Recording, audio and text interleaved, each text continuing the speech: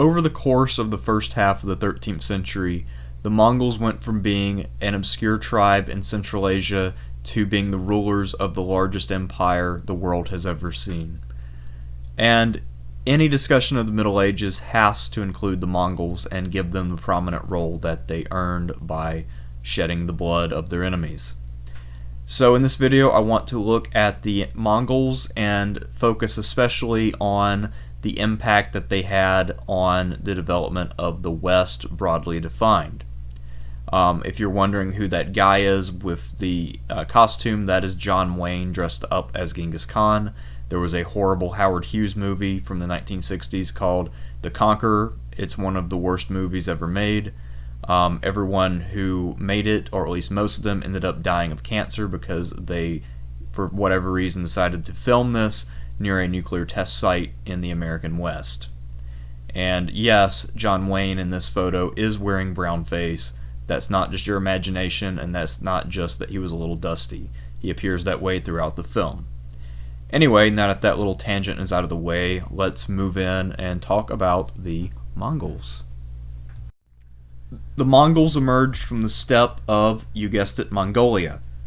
What is a steppe? A steppe is a type of terrain which is normally characterized by being a grassland, so it has enough fertility to sustain grass and, provide fodder for animals, and enough of a living to support a relatively small nomadic population, but it's not fertile enough to allow for agriculture, settled communities, or the formation of large cities. So it's sort of in between.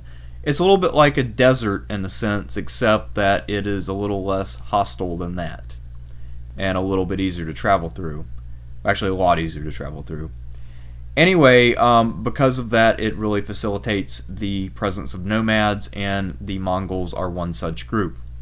Now, the people of the steppe throughout time have tended to be fairly culturally similar to one another. This doesn't mean that they're identical by any means.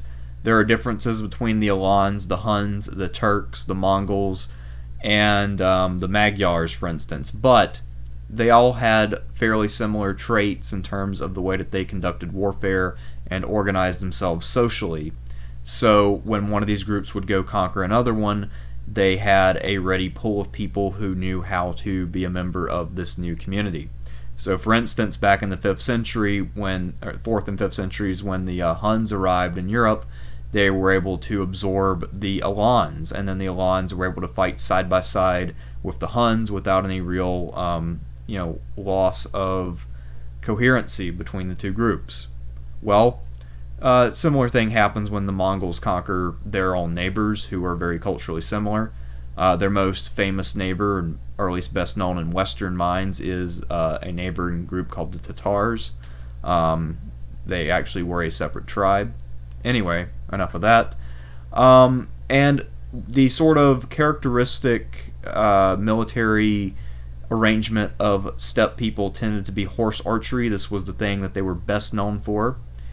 And one other thing to note about the steppe is that while a lot of earlier historians thought that Mongol armies were really tiny and that the steppe had a small population, it's becoming more and more apparent that while the steppe population was not as big as that of a more settled region like, say, China, it was still reasonably large, and there were quite a few Mongols. They were not a small group once Genghis Khan had united multiple tribes.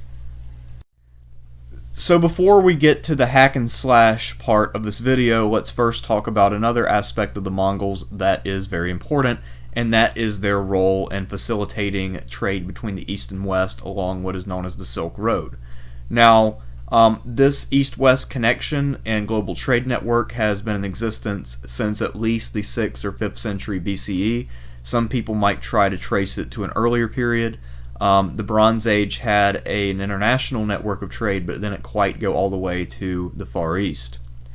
Now, obviously, there was never just a single road. There are multiple paths that people would follow, and by the Middle Ages there were several, which are mapped out here on this graphic. And these are the various trade routes by which goods can go from Europe to China and vice versa. And if you controlled these trade routes, then this made you a middleman, and you were in a great position to collect wealth because you could sort of charge merchants coming and going from both directions. That's actually one of the reasons why Persia was always such a prosperous place during antiquity in the Middle Ages, because it was on the middle of the Silk Road and it could benefit from trade in both directions. The Mongols, of course, once they conquer their empire, they will control pretty much every part of the Silk Road, and they will benefit from this in a very big way. At one point, the man who had become Genghis Khan was a boy named Temujin who was living a nomadic lifestyle with just his mom and his brothers. His father had been a minor chief who had been deprived of his tribe, and his family had then been sent away from the group. Well, Temujin grew up tough, and he and his following went on to unite all of the various tribes in the area by 1206, at which point he took the title Genghis Khan, which is what he is normally known as. And Genghis Khan means something along the lines of like a great chief or great leader. Anyway, so after he had united all these tribes who were used to warfare, they needed to find a new target so they would have an outlet for their considerable energies. And one power that had really screwed over Genghis Khan for a while and tried to prevent his unification of Mongolia was China. Now, China for centuries had been trying to keep the chaos going on the steppe because they realized the threat from that direction. They had dealt with previous groups like the Hesuang-Nu. So Genghis Khan invades China in 1211, and that conflict will go all the way into the 1230s or so, and ultimately Kublai Khan will have his Khanate centered in China itself. But that is a different story for a different day. Now, while this war in China is going on, Genghis wants to send his troops around the flank on the west, and so he takes about 100,000 men and he conquers the Khwarezmian Empire between 1219 and 1221. And if you know anything about the Khwarezmian Empire, you know that this was a society on the make. It was an empire that was rising, not falling. It had a successful ruler, and they still were no match for the Mongols. So what was so special about the Mongols that was different than all the other steppe people? Because they fight basically the same way. There are a few X factors that need to be taken into consideration. One is that there's now a recurve bow that's powerful enough to penetrate even heavy armor, so that makes a big difference. It would have made a lot of difference for the people fighting the Crusaders if their bows had been able to penetrate the armor of the knights they were fighting. The Mongols would not have had that problem. They also have great heavy cavalry and lancers. They can hold their own in a battle between heavily armed horsemen. They also have solid siege engineers. Mongols are pretty good at taking fortified places, and they pick up these siege skills while they're in China. And another factor is that Genghis Khan did a great job of creating a core of generals around him who are among the best generals of their time and possibly of all time. We'll meet a few of these guys, but none of them was greater than his general Subutai. Subutai and Jebe were dispatched with a large reconnaissance force in 1220, and this mission ended up lasting for 3 years despite the early death of Jebe, the co-commander. Subutai continued the mission, and he encountered lots of new foes that the Mongols had never discovered before. In 1221, as he was exploring the Caucasus region, he encountered King George IV of Georgia, and King George had a force which was composed of many knights and a lot of mounted men, and he assumed that his knights were unbeatable. So he went right after Subutai, and it was an extremely lopsided battle where George's entire army was destroyed and Subutai lost very few men. Then some guides in the mountains decided to mislead Subutai, and they led him to a coalition of steppe people who were against the Mongols. So Subutai emerged into South Russia, and now he was under attack by a huge army that was probably 4 times his size. Well, rather than panicking, Subutai ran away for a little while, and then turned and fought on his own terms, and he defeated this force, which was led by a people in South Russia at the time called the Cumans. Now, during this time, it was obvious to everyone who had witnessed this that the Mongols were on the rise and that they were the new power to beat. So Venetian merchants, being the exploitative people that they are, made a pact with the Mongols, and in exchange for trade rights, the Venetians agreed to serve as spies and provide the Mongols with information about the nature of Europe and any potential rivals that the Mongols could encounter, such as the Byzantine Empire or the Holy Roman Empire or anything like that. So it was a pretty good deal, and Subutai had a pretty good career. This illustration actually comes from a Chinese manuscript, because in the time between his various campaigns in the West, he also fought in China, and he was considered to be one of the 5 horsemen, or whatever that name was, for the most feared Mongol generals that the Chinese had to face. As you might well imagine, there were some disputes over the succession when Genghis Khan died, since he had several sons and they all wanted to be the Great Khan. Ultimately, only one of them could hold that title, but the way that he appeased his brothers and nephews and other rivals is that the new Great Khan Agadai gave permission to all of his various male relatives to go conquer stuff, and then gave them men. The guy who was chosen to conquer in the West was named Batu Khan. He was the son of Genghis's deceased eldest son, Joki, and he was sent to what is now Russia. And in addition to having a horde, he also was given Subutai, the guy who had already won plenty of battles in the West and knew all about what to expect. So, under the guidance of Subutai, the Mongols conquered Russia between 1236 and 1240. This included conquering nomadic powers like the Cumans and crushing states of the Kievan Rus, such as Kiev and Novgorod. So these communities were all either subjugated and forced to pay tribute, or they were simply destroyed and wiped off the map. And when the Mongols defeated the Cumans, the survivors from that group fled and took refuge in Hungary, which had been sheltering refugees from the Mongols for years and trying to collect information on them. Well, now the Mongols demand that these refugees be returned and dealt with, but the Hungarians under Bela IV say no.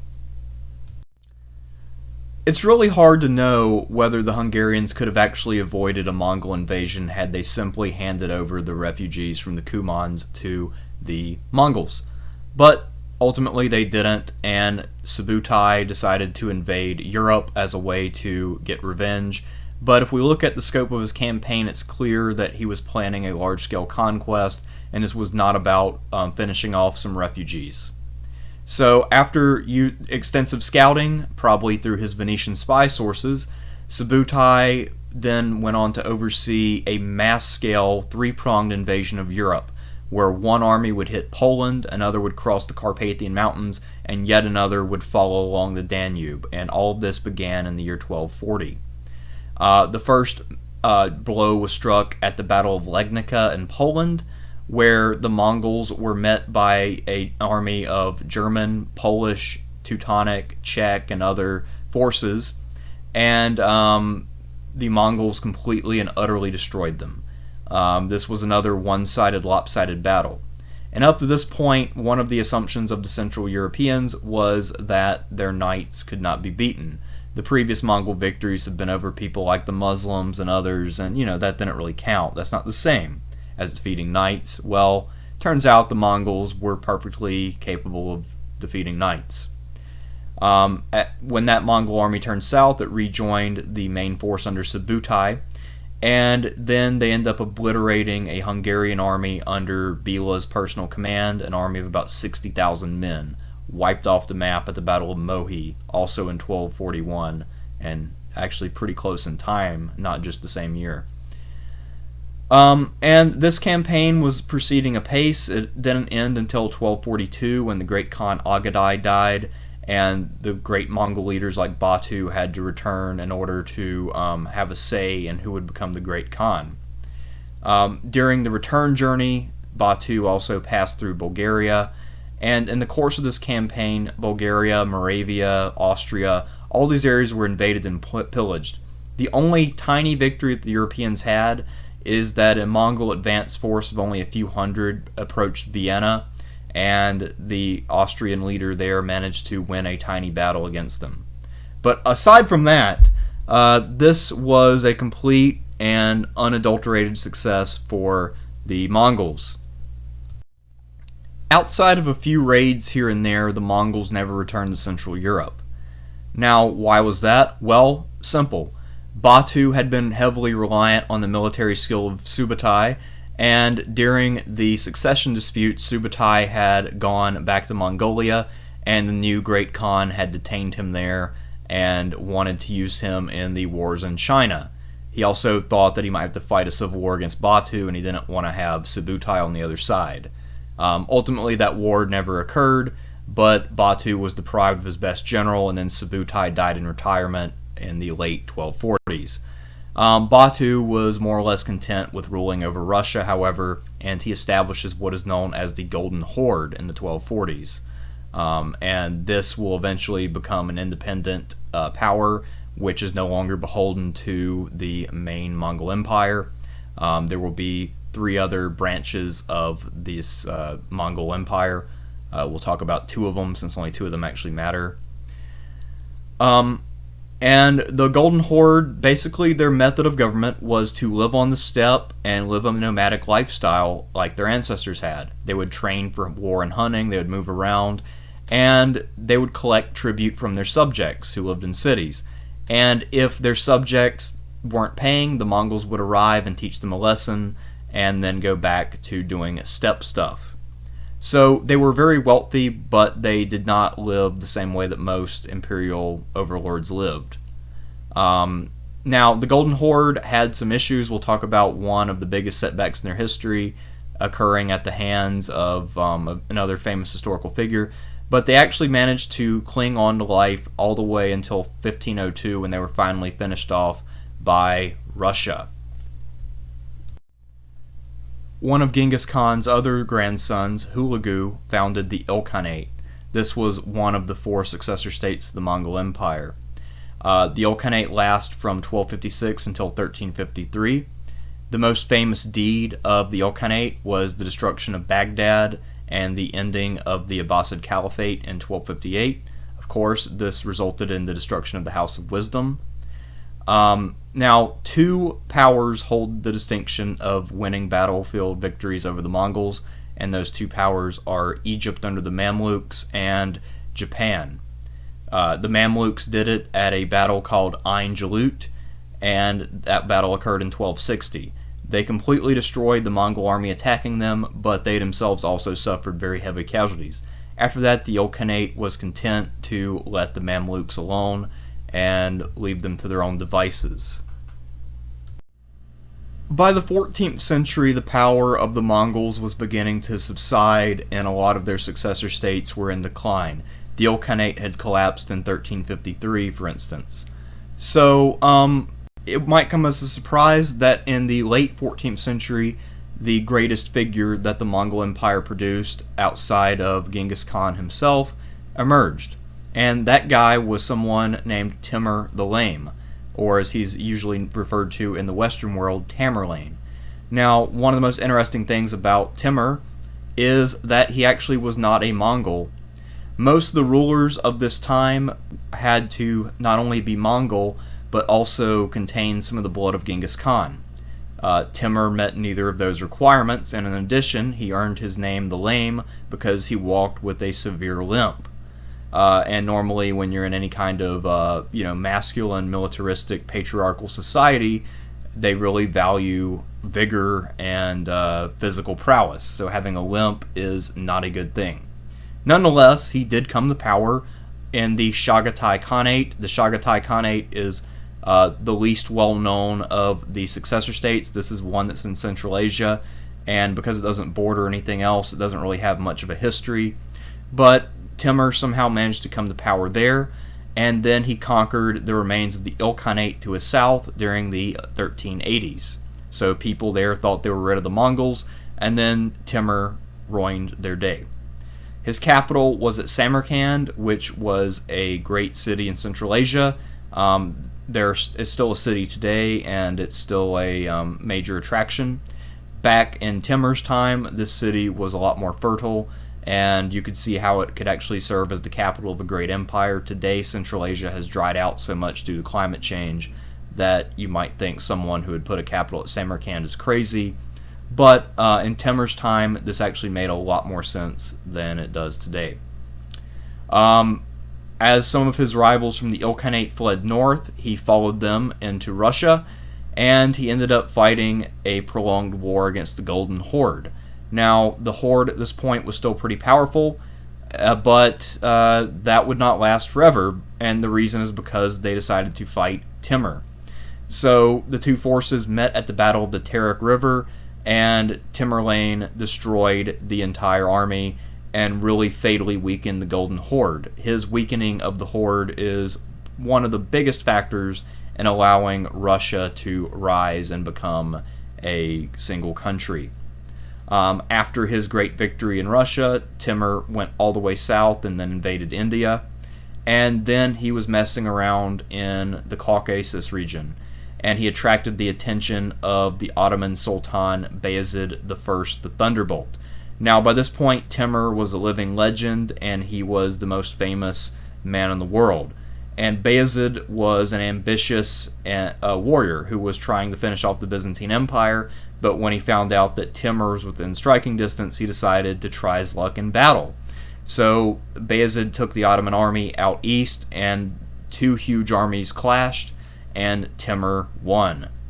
And by this victory, Timur managed to set the Ottoman Empire back by a few decades, and it wouldn't be until the 1450s when the Byzantine Empire fell. Had Bayezid remained in the west and ignored Timur, he may have done this deed himself, and he may have done it within a decade or so of 1402. So I guess the Byzantine Empire should be pretty grateful to Timur. A few years later, Timur died, and then his empire fell apart because his heirs were not able to keep it together. And that was basically the end of the Mongol era for all practical intents and purposes.